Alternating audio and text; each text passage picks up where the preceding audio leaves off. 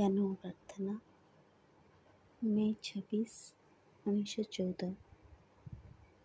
ଉପରେ ଝଡ଼, ସାଗର ଉତାଳ ତରଙ୍ଗମୟ, ଢେଉ ସହିତ ଢେଉର ସଂଘର୍ଷ। ଗୋଟିକ ଉପରେ ଅନ୍ୟଟି ଭାଙ୍ଗି ପଡ଼ୁଛି, ବିପୁଳ ଗର୍ଜନ ସହ ମଥା ପିଟୁଛି। କିନ୍ତୁ ବରାବର ଏହି ଉନ୍ମତ୍ତ ଜଳରାଶିର ତଳେ ରହିଛି ବିପୁଳ ପ୍ରସାର। ସେ ସ୍ଥିର, ପ୍ରଶାନ୍ତ ଓ ସହାସ୍ୟ ଉପରର ଏହି ଚାଞ୍ଚଲ୍ୟକୁ ଦେଖୁଛି ଏକ ଅପରିହାର୍ଯ୍ୟ ଘଟଣା ହିସାବରେ। ଜଡ଼କୁ ପ୍ରବଳ ଭାବରେ ମନ୍ଥନ କରିବାକୁ ହେବ, ଯେପରିକି ସେ ଭଗବାନଙ୍କର ପୂର୍ଣ୍ଣ ଜ୍ୟୋତି ପ୍ରକାଶ କରିବାକୁ ସକ୍ଷମ ହୁଏ।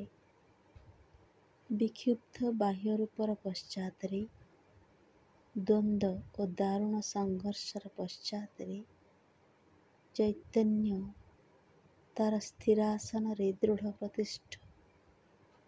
ବାହ୍ୟ ସତ୍ତାର ସକଳ କ୍ରିୟାବଳୀକୁ ନିରୀକ୍ଷଣ କରୁଛି, କେବଳ ସେତିକିବେଳେ ହସ୍ତକ୍ଷେପ କରି ଯେତେବେଳେ କୌଣସି ଦିଗ ବା ସ୍ଥାନ ସଂଶୋଧନ କରିବା ଦରକାର ପଡ଼େ, ଯେପରିକି ଖେଳଟି ଭିତରେ କୌଣସି ନାଟକୀୟ ଆତିଶଯ୍ୟ ଆସି ନ ପଡ଼େ।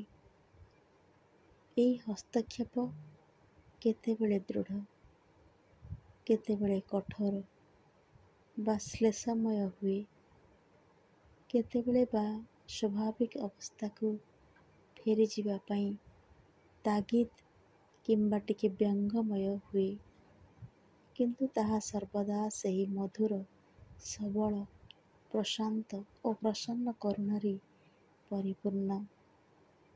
ନୀରବତା ଭିତରେ ମୁଁ ଦେଖିଲି ତୋର ଅସୀମ ସନାତନ ଦିବ୍ୟାନନ୍ଦ। ତାପରେ ଯାହା ଅନ୍ଧକାର ଓ ଦ୍ୱନ୍ଦ୍ୱର ଗର୍ଭରେ ପଡ଼ି ରହିଛି, ତା ମଧ୍ୟରୁ ତୋ ଆଡ଼କୁ ଧୀରେ ଉଠି ଚାଲିଲା ଏକ ପ୍ରାର୍ଥନା। ହେ ପ୍ରେମମୟ ପ୍ରଭୁ, ପରମ ଜ୍ଞାନଦାତା, ପରମ ଶୁଦ୍ଧିଦାତା, ମୋର ସମସ୍ତ ଉପାଦାନ, ସମସ୍ତ କର୍ମ ଯେପରି ନିରନ୍ତର ହୁଏ କେବଳ ତୋର ପ୍ରେମର, ତୋର ସମୃଦ୍ଧ ପରମ ପ୍ରଶାନ୍ତିର ପ୍ରକାଶ। ମୋ ହୃଦୟ ତୋର ସମୁନ୍ନତ ମହିମାର ଆନନ୍ଦମୟ ଗାନରେ ପୁଲକିତ। ମା।